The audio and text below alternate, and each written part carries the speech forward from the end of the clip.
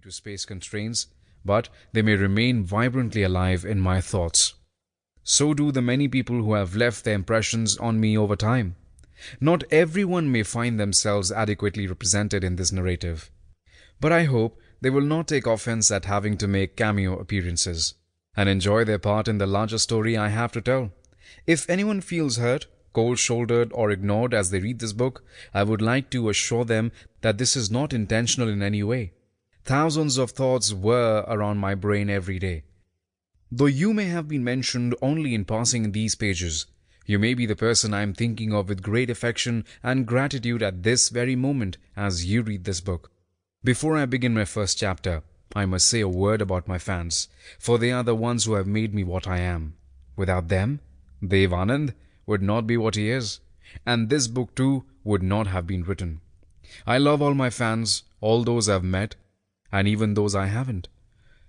But I have only conversed with over long distances, delighting in the phone calls they make to me and the fan mails that they send. The extent of my fan mail has always floored me. If I had collected all of the mail I've received over my 6-decade-long career, I would probably need to build a separate library for it. Instead, I've stored them all in the best places of all, in my heart. I've replied to some of my fans on rare occasions, to people whom my fancy suddenly picked on at random. For no clear reason. Replying to every letter would be a full-time job, and I don't believe in the heartlessly impersonal method of having a secretary reply to letters people have written personally to you. One response from me to a loyal fan resulted in his writing 3,720 more letters to me in the hope of receiving another reply. Another time, I replied to a teenager's flood of passionate letters by writing almost a dozen letters to her. But the day I stopped writing, she put all my letters in a neatly packed bundle and returned them to me along with a goodbye note, her heart broken. How I wish I could write to all my fans, opening my heart to them the way I would like to. This book finally gives me the chance to speak to each and every one of my beloved fans, one-to-one, like never before. Chapter 1.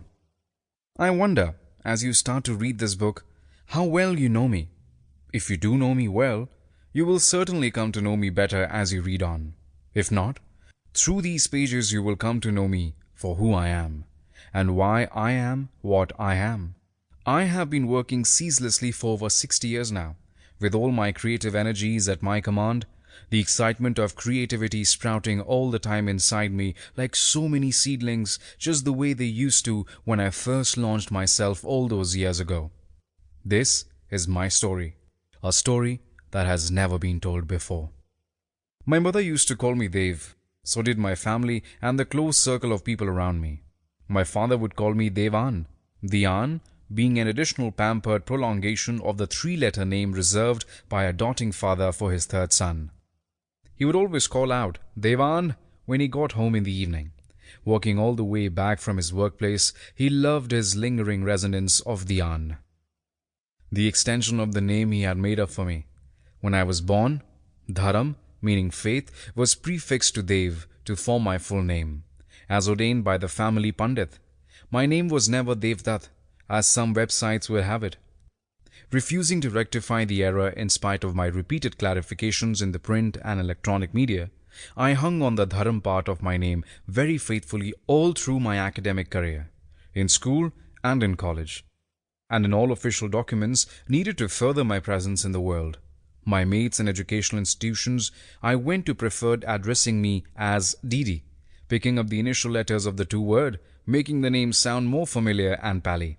But as I stepped out in the world on my own to seek a foothold and recognition for myself, I dispensed with the Dharam part of my name and added Anand, my family's surname, instead to my identity, so that if ever I did achieve fame and glory, my family name should take its due part of the credit for my achievements. Besides, I thought then, as I do now, that a 3-word name, Dharam Dev Anand, was too heavy a name for a simple man like me, and would have been too long and tiresome on the lips. Dev Anand was just right, for it literally meant God of Happiness, and was aesthetically more appealing. So this was how I came to be known to all those who knew me. But after I became popular and ensconced myself deep in the hearts of the audience, many